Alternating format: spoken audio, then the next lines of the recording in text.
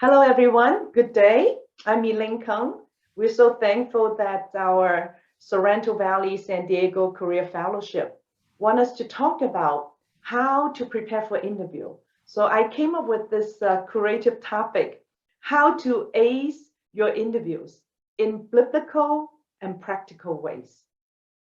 And as I prepare for this, and I've spoken on this topic quite a few times in the past, I always discover new things and I came up with a new acrostic to share with you. What does ACE mean? So let's dive into it. And it's a two-part. So today we'll start with the principle and some practical tools and some examples. Next time, we'll focus on a lot of typical interview questions and how do we use these principle and tool to answer them. And I'm sharing with you based on my experience working for 33 years. So I was a hiring manager. I interview candidates. And then I also interview college applicants for Cornell and Princeton for 22 years. So every year I interview about 10, 12 students. So over the 22 years, I interview a few hundred, both from hiring and for college application. And I also do a lot of mock interview for my students and mentees. Those who complete my course, they finish their homework, they can apply one-on-one with me. And then oftentimes they may be looking for jobs and then we'll do mock interview. So it's based on my own journey, a lot of mistakes I've made and how I help others that I'm sharing some of the key principles and tools with you. I'm very passionate talking about communication. We just finished a course named Shine Your Talk. Some of you took the course with us, and it's so powerful to learn how we can communicate effectively and shine and represent your personal brand in the best way possible.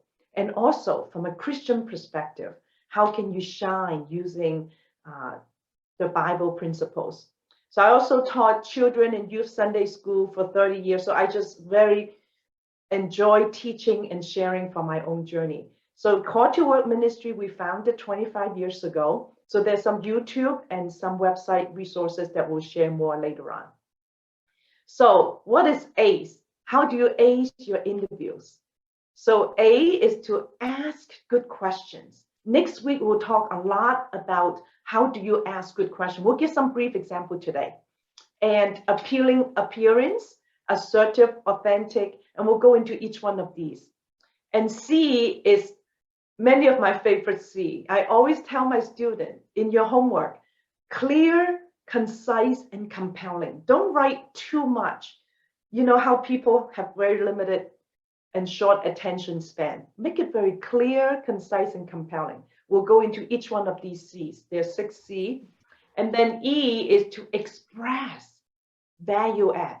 When you're in an interview, you want to impress upon the interviewer and the hiring manager, what value could you add to their organization?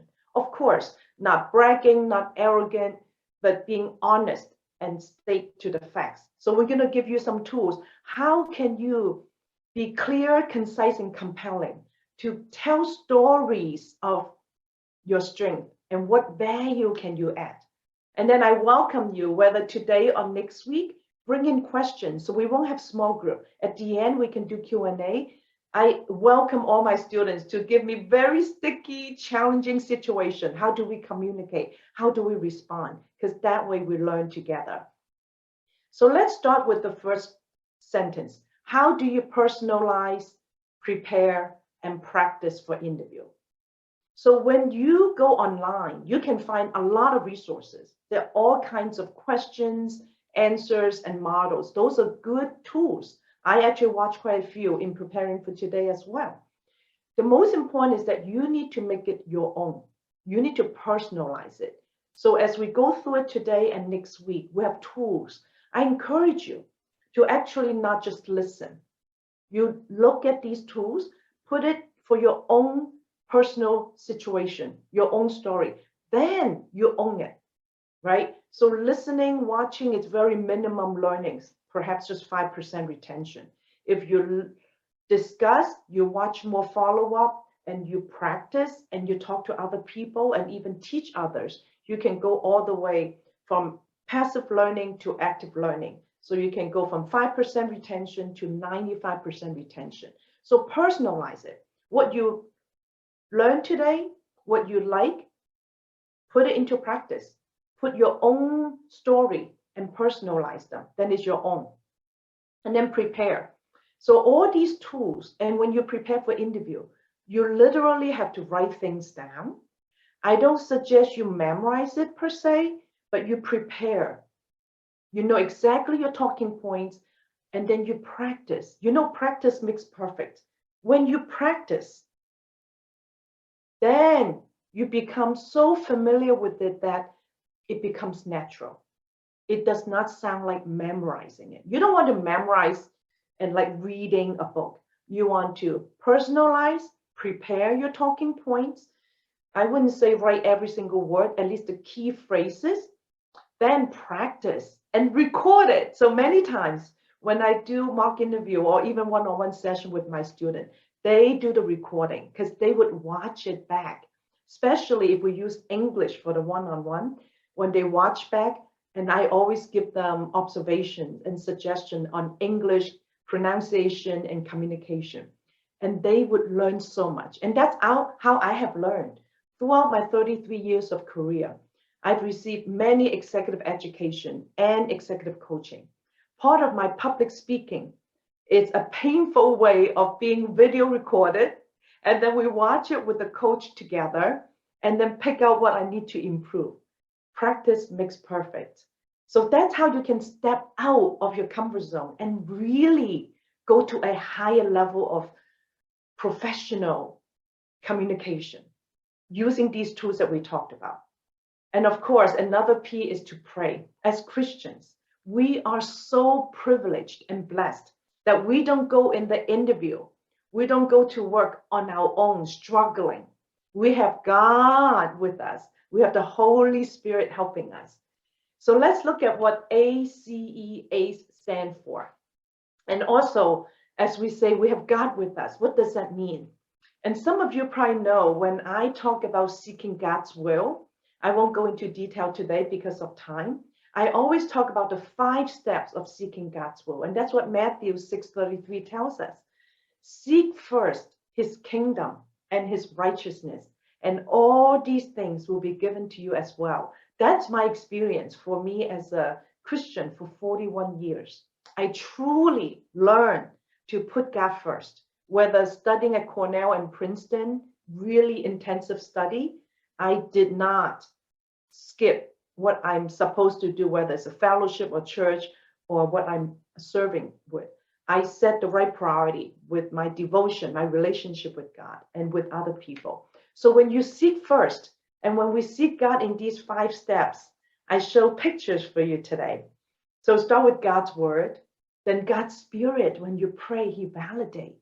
And then God's support, the people, God's people who love you and love God, the fellowship who can help each other. And then God's surrounding, the different tools, the pros and cons. I have a 5P tools and the different doors open or not, all that help us to make decision.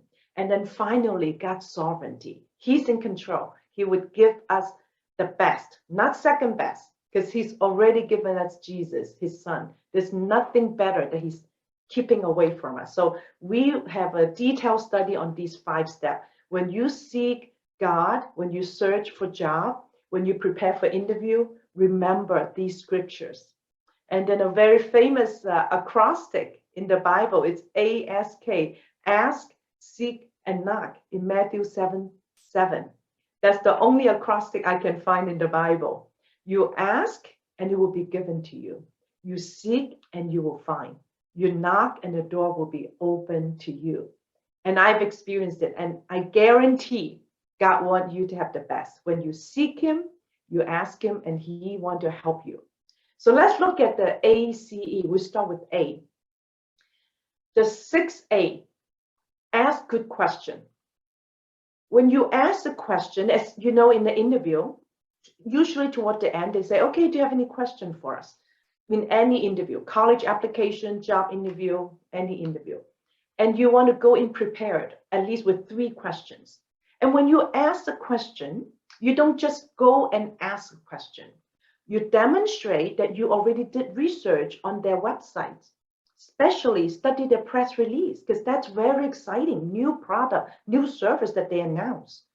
And that you learn about what their past is, what they're doing in the present, and they may not have too much on the future. And yet, when you ask a question, you start with, I looked at your website and understand your strategy is this and that.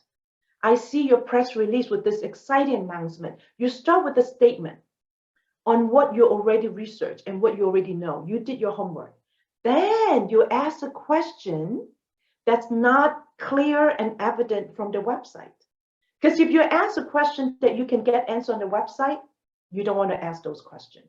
So you state what you already saw on the website and press release and advertising and such, and then ask a deeper question that's not evident in the website.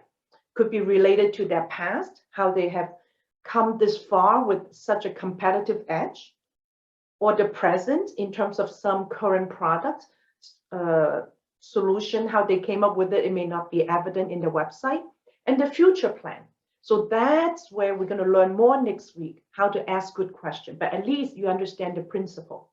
Then the next 2A is appealing appearance, right? So the first impression lasts forever. The first impression makes a huge difference. Even just the first 5 seconds, 10 seconds, how you shake your hand, how you smile, your eye contact, your facial expression, your hand motion, all that represents how they see you coming across. How professional are you? How friendly and how committed, how passionate are you? So practice those. Even that needs preparation and practice. And of course, in your dress code, need to be appropriate. Doesn't have to be, 3-piece suit or anything. Definitely business casual or perhaps even a tie and suit. And to be honest, even if we do Zoom interview, your bottom needs to be professional as well. You know why? They may not see you. And yet, when you look good, you feel good. When you feel good, you perform well. So when you are from top to bottom being very professional, even wear a pair of shoes, right? To make you feel so professional from top to bottom, inside and out, giving you a good confidence, a good appealing appearance. And then assertive. So we're going to talk a lot about how you describe your strength. And they oftentimes will ask you about weakness. So we're going to go through how to speak on your weakness. Whatever you're going to speak and share and answer interview question, be assertive. I know most of us are Asians. I want to make sure we don't just have that quote unquote, the stereotype, typical Asian quote unquote, hypocritical humility. Oh, I'm not that good. Oh, other people are better. You got to be assertive. You got to care about your own need and speak the truth, speak the facts. And this is a time for you to shine. Of course, you're not going to overly exaggerate or brag or arrogant. You come across with confidence. And it's caring about others' needs and also caring about my needs. That it's a self-care confidence, not selfish. It's a self-care confidence. So it's a non-selfish confidence. It's not about me, myself, and I. It's about conveying in an assertive way your value, your strength that could benefit the company, benefit this organization. Because if you are not doing justice to your own strength in an assertive way, you're not doing justice to the company. They don't know who you are. You're being overly shy or humble. It doesn't help. Then authentic, right? Be yourself. Doesn't mean that you just totally have no discipline. I'm saying be real and relax. Enjoy the conversation just like another meeting. Don't think of it as an interview and get all stressed out about it. And then be very engaging. Listen, active listening is very powerful. You need to practice what they ask. It's good and okay to repeat that question and then answer at your own pace and make it a conversation, a dialogue. And then be ready to ask questions in between as well, instead of waiting for them to say, oh, do you have any question for us? Make it a natural meeting, just like any other work meeting that you may have. So be authentic. And then the ABC skill, I won't talk too much about it. There are recordings and YouTube on our website and YouTube that you can dig deeper, both in English and in Chinese. And we'll just focus on the ABC. Usually I have a D and E. So active listening is very good demonstration of you being a good team player.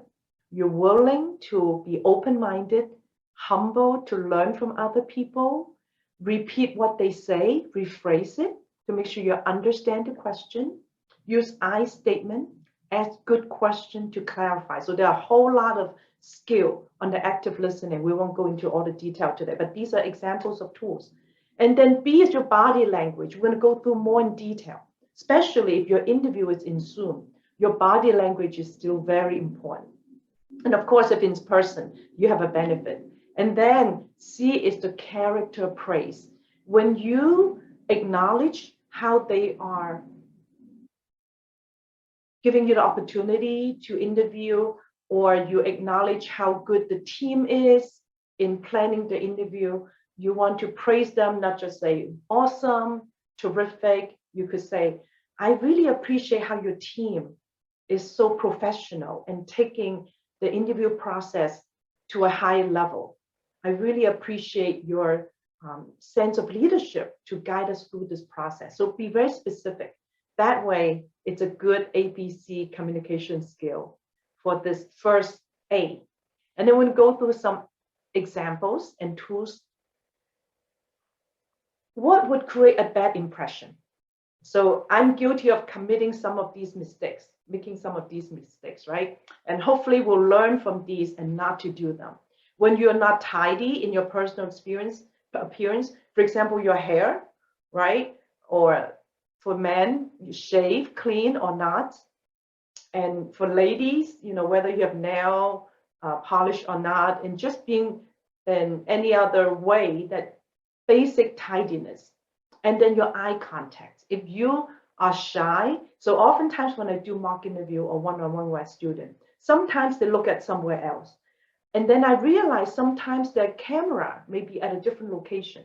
So we need to be very careful. So I'm using a webcam. It's right in front of me, and you want it at the eye level so that people can see that you're looking at them. And if you're using Zoom, that you want to use a view that is called standard, not the gallery. If you use gallery, the speaker will be on the right. So you don't want to be looking at the right. You want the standard so that you're looking right at where the camera is, what that person will show up. And don't have a negative attitude, trying to be evasive and avoid certain question or dodge certain balls.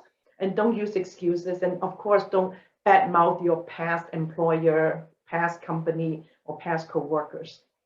If you lack of interest and enthusiasm, that's a bad impression. Lack of preparation. Hopefully with today's talk and all the tools that we just talked about, that you would be prepared and you practice and you pray through all these. And don't be late for interview. So yesterday, so this week I have 10 interviews of high school students doing internship with our Call to Work ministry. Yesterday, the first student, no show. I'm totally going to be ruling her out. And the other student actually came really early. So don't be late.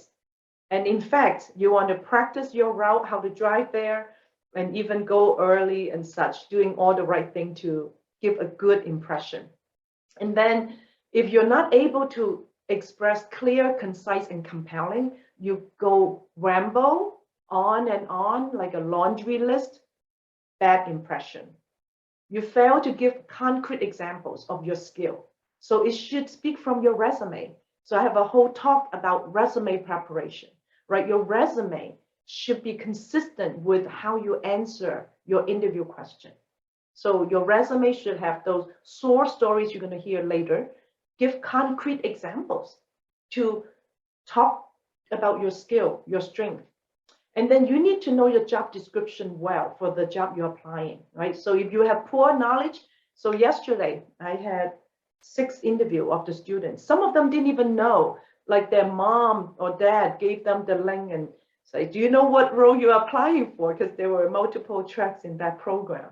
So you got to do the basic and you speak with confidence according to the job description. Then you align your strength to the job description. And if you're not willing to start from entry level or bottom, that's a bad impression. And if you overemphasize on, oh, what is your pay, your salary, what are the perks, was there any signing bonus, and things like that, you want to be sure not to be needy and always just think about me, right? You need to think through, and those will give a bad impression. And then if you don't have a career plan, because oftentimes they will ask you, what do you see yourself doing 5 years from now? Next week, we'll talk about how to answer that question. So during the interview, the do's and don'ts. So when you do an interview, I have another talk last year, it's in our YouTube, that goes through more detail. Before the interview, how you prepare. During the interview, these are the don'ts, do's and don'ts, which we'll go into. And then after the interview, how do you follow up with a thank you note and things like that. So do's and don'ts. So you want to convey enthusiasm, confidence, being friendly and easygoing while you are gentle. At the same time, you're being firm and assertive. You want to convey your maturity and professionalism. And that you may know your typical nervous body language. Some people may like to play with paperclip, things like that. So know what your hot buttons are. I have a mentee who knew about her being nervous and play with pens. So she knew about it. Then she'll be very careful not to have a pen nearby or some other way to express the being nervousness so that you're not showing it to the interviewer how you're nervous. Some people may be moving their legs or their feet. So all those, be aware what those are, and then find other ways to express, such as perhaps you can put your hand from time to time, squeeze down underneath the table as opposed to be on the top. And then be articulate, positive, and focus on the strength. Always lead with your strength. And of course, they'll ask you about your weakness, and we'll talk about how to share your story about weakness. And then take time to reflect. You don't have to keep going, right? You can pause. And sometimes you can even ask, let me think about that. Or maybe we could come back to this toward the end. That's okay to ask. Don't get too nervous. And sometimes you may even say, I would go back and check on the answer and follow with an email. And that's okay too. And then you may recognize some bias and stereotype. For us as Asian, you may feel that you sense something. And I just always tell people, don't quote unquote just play the race card or just quote unquote blame on discrimination. I really don't want to be a victim on that. I want to be a victor. So I want to have high emotional quotient and continue to show your confidence and overcome any of those stereotypes. So these are the do's. And the don'ts, we went through some of those earlier. Don't be negative, nervous, or the filler words. Many of my students have those. And as we went through one-on-ones, and they really improved, very proud of them. You can do it. And if you're in Toastmaster, you can even learn how the Toastmaster, there's a person who's in charge of the counter. They're in charge of counting how many ums, and then you have to pay if you call, meets, cross the threshold. You have more than 10 you have to pay like $1 or something like that. So listen to yourself. That's why the practice, the recording, speaking to a mirror or recording in a Zoom, practice and watch it. It's painful, but it's worth it. Don't exaggerate or lie. Don't turn on the cell phone, not even in silent. I would totally turn it off so that there's no interruption. And don't interrupt the interviewer. Listen to the end of the whole question.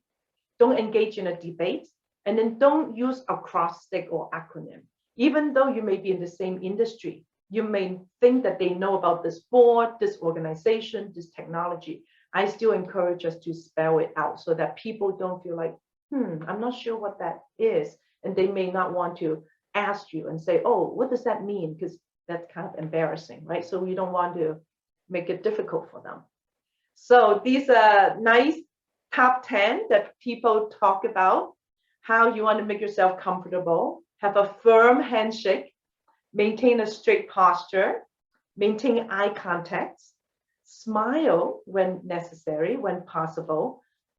Of course, you don't want to appear awkward. Smile, be natural. And then we talked about the nervous fidgeting, and then use the correct hand motion. We're going to show you pictures of that. And show interest, right? Be curious to ask them more questions. Be fascinated about what they say, so that it's not just you telling them and fascinating. So that way people say, oh, you respect them, you're listening. And of course, be polite and professional. And even sometimes can be personal at times. And then you can end the interview with a positive note by doing a brief recap of what we just talked about, and even prepare this kind of a statement in advance so that you can summarize your strength. And you know how when you see the presidential candidate, that's what they do at the end. They summarize their strength, their platform, and their policy. So in the A, we talked about being assertive. So this is a whole topic. We can go in detail, but we're just going to briefly talk about. Being assertive is when you care about others' needs. If you only care about others' needs, and Asians tend to do that, we may just be passive. We don't want to do that. We don't want to be just like a mat being stepped on. Even Christians, we are not to just care about others' needs. We also want to care about your own needs.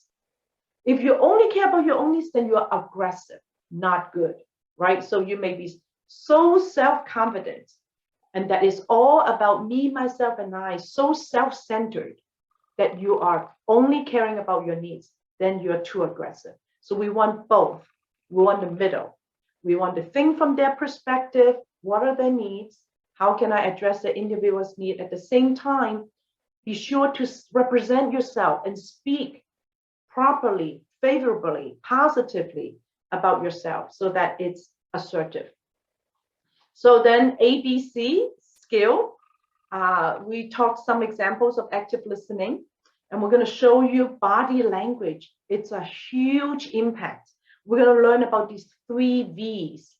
And then I gave you an example of character praise, that you can be more specific in acknowledging them. So Moravian rule of communication tell us the first impression is driven by these 3 V's. We are here to learn a lot about verbal. What words do we say? What phrase? How do we answer?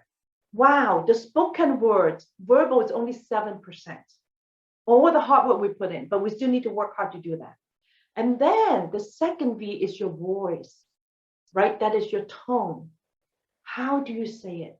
Your pitch, your pace.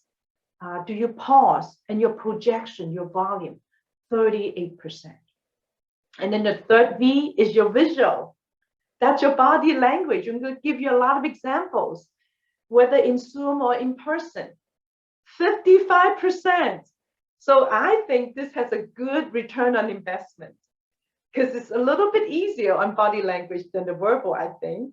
And that 55% impact. So learn. How do you get the most of your visual representation? So we gave a talk last year on Zoom. How do you maximize your presence on Zoom? So I include some of those content. Again, it's on our YouTube. You can go check it out. The whole hour we talk about how do you maximize your presence on Zoom. So including these 3 B's. So we start with body language, right? 55%. You see this lady? You want positive posture, head up, not head down or looking everywhere else. And then your hand, you see my hands, right? And we'll show you pictures of hand motion. You don't point at someone, you're kind of open hand. And you don't do this, right? So if you're meeting with someone doing that, you appear very arrogant, very closed, you're not open-minded. So you want to help people feel comfortable, that you're relaxed and you're genuine and be real. And all these are helpful to tell people, wow, you're confident. that you represent yourself well in the body language, the visual, 55%. And then when you're in a meeting, sitting down, obviously, you don't want to slouch. You don't want to be staring, frowning, and fidgeting. Even when you're waiting, people are watching you. So you want to be straight like this lady on the left, right? And eye contact, smile, and use hand gesture and be natural. And then I summarize all the key elements of body language in an acrostic: smile. S is to sit or stand with open posture. We just talked about that. So don't ever fold your arms in front of your chest. Very, very bad. M is mirror some of the words that they say. That's the active listening. Repeat some of the words they say, and even some of their action. Now, don't mirror every single thing. That will be very awkward. Just from time to time. That way, whether they point a certain position or something on the board, so you mirror some of those. I is impressed with good gesture, open hands, relaxed, instead of rushing and unnatural positions. And then L is to lean forward, to show that you're interested, you're listening. And then acknowledge that, got it. Oh, that makes sense. Oh, that's a good idea. Oh, is that what you mean? What I'm hearing is. So really repeat, acknowledge, and engage in that active listening, lean forward. And then E, of course, is the eye contact. So here are some examples of Zoom body language. You see, these ladies are all in the Zoom, right? You can use your hand in a way that's relevant based on the conversation and the context. So that is not always just like this, because it will be so rigid and like a robot, and it will be monotonous, and people will fall asleep even during interview. So you want it to be natural. And then there's research that show us the hand position. If it's hands up, it's 85% very favorable, very much welcome. And yet put your hands down, only 52% favorable. And of course, if you point at someone, that's not so good. So the power of your palm and your hands. And of course, we know Preston Reagan is one of the very good orators, and he's used his hand very well. And you can watch people in talks in YouTube. Look at how people like Amy, these ladies, right? And Angela Lee Duckworth, how she would give TED Talks about grit. So learn from them. And then when you're doing interview in Zoom, if possible, I would stand. And yet if they're all sitting down, maybe it's better to sit to be the same as them. If you're giving a presentation as part of the interview, I would suggest you stand. I'm standing. All my talks, all my courses, I stand. Why? Because then you can express yourself easier. You can move around easier. You're not contained by the chair, and your energy can show better, and your breathing, your air circulation, and the way you talk, it's easier. So you're not suppressed by the diaphragm when you're sitting down. So all that is helpful to be more engaging and connecting with your audience. And then your voice. So we talk about visual, body language, and the voice, especially when we're doing it in Zoom. They don't see you, touch you, feel you. So the voice becomes so important. It's probably more than 38%, right? Because that's how they can get to know you through your voice. Hopefully you turn on your video. If you don't turn on the video, it'll be really difficult. You already lose the 55% visual impact. So the voice, you practice, like how you have choir before your interview, before your practice. You may even practice your voice, warm up. So really get your voice to warm up so it doesn't crack. Because sometimes if you haven't talked for a while, your voice may crack. And then remember those 3 P we mentioned, right? Your pitch. We don't want to be high pitch or too low either. We want to pace ourselves with time to think, to pause, and make sure you don't think aloud. So many of my students, sometimes they would think aloud. I like, feel, I feel. All those are not necessary. So listen to yourself, really work on removing any of those thinking aloud filler words, words, and then let your volume project. Even though we may be in a room or maybe in a small space, you still make sure your volume, your voice is clearly heard and understood. And then your speed, right? How you speak, like we learned from Steve Jobs or Amy Tan or Martin Luther King. If you're slow, you're emphasizing some points. That's very important. Or you're a little sad or confused. If you're fast, maybe your passion, your excitement, and your emotion or some sense of urgency. And then you need to practice, right? And even use a metronome. You know how when we play piano with a metronome, that give you some idea on your speed. So we finished with A's, and now we're going to do the C's. So I can't emphasize enough, make it clear. So you listen to speakers talking. Every word needs to have a meaning, and keep the words simple, easy to understand. It's not a word that they need to go look up in a dictionary. What does it mean? Make it natural, everyday language, clear, concise, less is more. Even in resume and an interview, if there are words that you may use, say develop, don't use it all the time. Try to use a variety of different words. Of course, it has to be clear and concise and be descriptive. Adjectives are very powerful. We'll see examples of that. So clear and concise and compelling. The statement that you make, every word, every sentence that you speak means something and takes energy for someone to listen, to digest, and take their attention. So it's very important that every word has a meaning and relevance. Otherwise, it's distracting and becomes a burden. So I would tell my student, avoid using, I believe that the circumstance is that. Avoid the that. Get to the point, cut to the chase, make the statement. So make your answer in the interview compelling, that they can hear, wow, that sounds interesting, and it's appealing, and they would like to learn more about it. Again, we talked about being assertive, right? Having that self-aware confidence and others-aware confidence. So when you care about their need and others' need, that is assertive. Self-confidence, but not the selfish self-confidence. It's the self-care confidence. That is the right level of humility, the right level of acknowledging your strength, and have a powerful way and a compelling way to tell people your strength. And then curious, right? As you're in the interview, be curious to ask. I'm curious, what would be a successful team leader look like? I'm curious to learn more about this product, how it became so successful, right?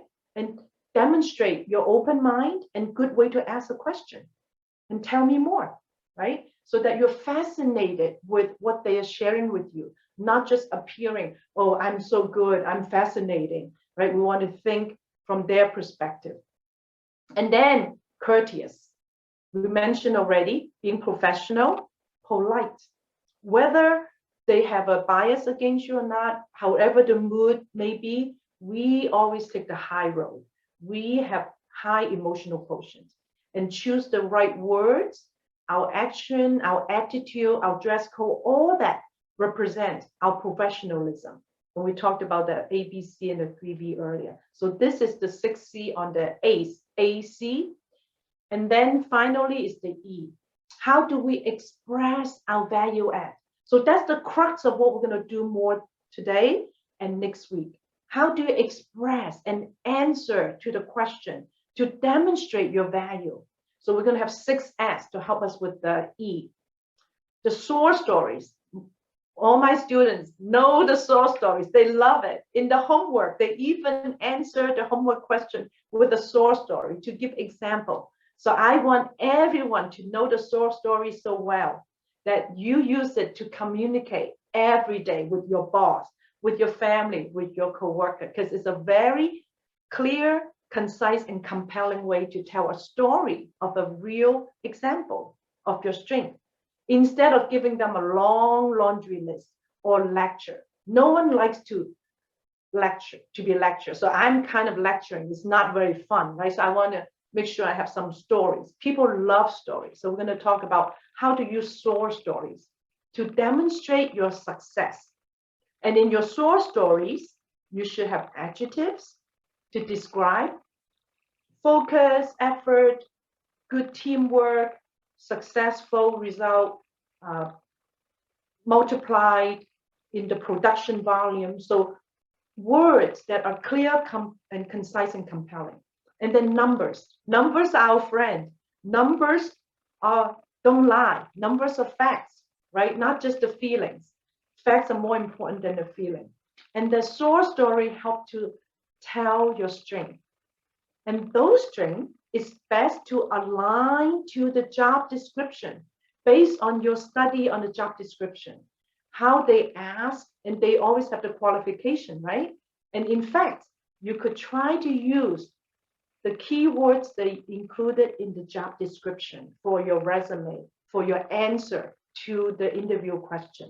Of course, only if they are relevant and they are true, your qualification and your experience, and try to use some of those. And then in the strength, I suggest these 3 SOAR stories you must prepare: your intelligence quotient, emotional quotient, and your adversity quotient. I'll give you an example for each of these. And then when you give SOAR story and share how your value add to this company, you always relate back to the set of skill, right? It's some skill, experience you have in the past. And what type of a person are you? What is your personal brand? All that should be blended in your SOAR story. And then self-aware, right? Be honest and know about your own weakness. And in fact, I have a tool to share with you that SWOT. Go in prepared, whether for interview or day in, day out working. I encourage everyone to define your own SWOT so that you know exactly, and being very self-aware, your strength, your weakness, your opportunity, and your threat. And I'll give you an example. So when you're self-aware, and they always ask you, what is your greatest weakness, right? Don't say none.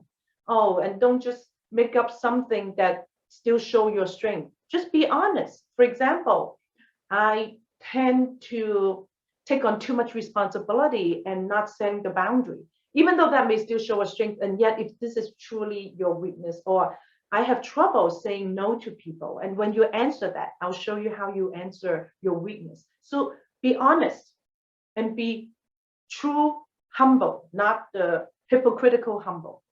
So these are the 6 S in expressing our value. So now let's go into the tools and example. So SOAR story, just like in Isaiah 40:31, but those who hope in the Lord will renew their strength. See, it's for strength. So good, right? Use a strength to use a SOAR story. They will soar on wings like eagles. They will run and not grow weary. They will walk and not be faint. Don't you like that? When you go in the interview, you want to soar on wings like eagles with your strength, that you would run and walk and not be weary or faint. So SOAR, S-O-A-R, and you've probably heard about STAR, which is probably very typical. I like the SOAR that I defined as situation. And for STAR, T is the task. I think task is not very interesting. Task is basically your action. I like O, obstacle. Telling people what was the difficulty, the challenge that you're faced with in this situation. And then A is your action. Action is basically your task. What action did you take? And then R is powerful, the result. And that's where you show some numbers as well.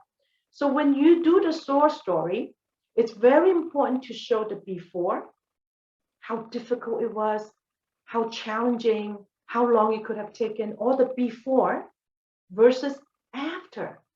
So you have a clear compare and contrast. Before you getting involved, you got all these challenges. And then after you got involved and the action that you have taken, wow, what a difference, a day and night difference. That's the story impact you want to give to people. And this whole short story should only be a minute or 2 minutes. And that's what takes preparation and practice. You need to write this down. All my students put a lot, I'll show you many of the examples. And I suggest everyone prepare with 3 stories. One on your intelligence quotient, how you learn new things. You're a fast learner and solve problems. Give an example. What happened? How did you handle it? And how much impact did you make? And then EQ, emotional quotient. How do you deal with people? Because when I hire someone, not only do I want them to be smart, solve problem, I also want them to get along with people, especially if you want to be a manager, a leader, you want to be good in your emotional quotient. So give an example of that. And then adversity quotients. These are 3 minimum quotient because we're bound to have failure, challenges, and mistakes. How do you deal with adversity? How do you face that? And some of you know, I'm writing this book, Art of AQ Leadership, have taught this course a couple of times, and another one coming up end of this year. Is this whole 8 quotients on your relationship with God, relationship with yourself, with other people, and with tasks. And these 3 story minimum is to talk about your relationship with people, emotional quotient, and with tasks, how you learn new things, intelligent quotient, and how you deal with adversity, AQ, adversity quotient. So how do you prepare your source stories? You need to read the job description, understand what they're looking for, and then review the projects that you've done, what's in your resume, and then revisit your job performance review. Remember, we work hard every year to write our performance review, right? So your performance review that you work so hard to document should already be captured and leveraged in your resume and in your interview. So go back and look at your performance review write-up, both what you wrote and also what your boss wrote for you. I use that all the time. I use what others talk about me in the recommendation or accolades or congratulations or performance feedback from my boss. I capture some of those into my interview, into my discussion with my mentors and such. Very powerful tools. And then make a list of your professional accomplishment, what you've done, which again should be consistent with your resume. Then use the SOAR method to structure your response. Now, you go and prepare with IQ, EQ, AQ stories. And however they ask you the question, you still have a way to answer using these stories. Just like how when you see a presidential debate, however the moderator asks the question, the candidate has a way to still get their prepared talking points in a way to answer their question. So you're sure when you pray, God will give you the wisdom. And then be open and honest to answer. Of course, you want to practice, not just written, not just silent, but truly talk it out loud. Like I said, video recording, do a mock interview, or your family listening to you or speaking to a mirror, and keep your answer to 2 minutes. So let me give you many examples. Here we go. I'll start with a simple IQ one, and while you also want to read this example. So a simple IQ one, a student who said, and I help them. So they usually spend 30 minutes, an hour with me on a story.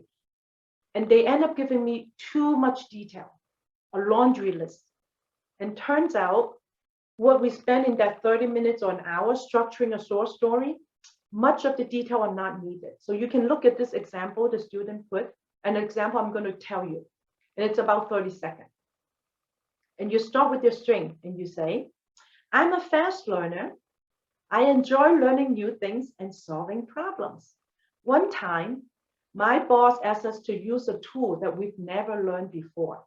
Usually, it would take 13-week course to study the tool. So I took the initiative to study online for 3 weeks and as expert. Then I learned the tool and I helped my project team to use the tool and finish the project successfully. We even get an award.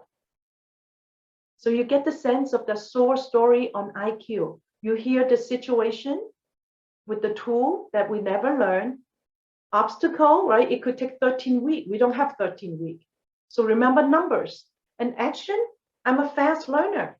I took the initiative. I spent 3 weeks, only 3 weeks versus 13 weeks. Remember the compare and contrast, the before and after. And then I learned the tool, and then you always show teamwork. You help the project team to use the tool, and we finished the project and became very successful. So that's an example. So here's one. The student talk about they're a lifetime learner. They want to gain skill and put into practice and apply into problem solving. You start with a statement telling them what your strength is. And then this, you don't ever say, oh, the situation is the obstacle. You don't say that. You just tell the story, cut to the chase. Our project was asked to share success story of our project in a self-recorded video. We were only given 1 week notice, and then people are taking holiday break. So I took the executive presence certification course last year, and I self-recorded our project success stories in a 30-second testimonial. And as a result, we finished this project 1 day ahead of schedule. 90% of the team member all participated, and it's 100% satisfaction. And we got 50 social media likes within 3 days.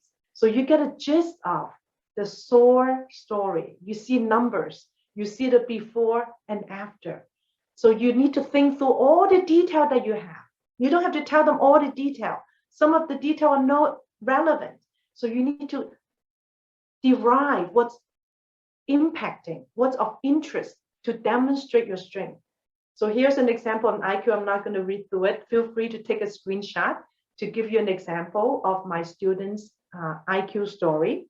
And in fact, this one is a weakness. So this student used it as a weakness where when they ask you, oh, what is your greatest weakness?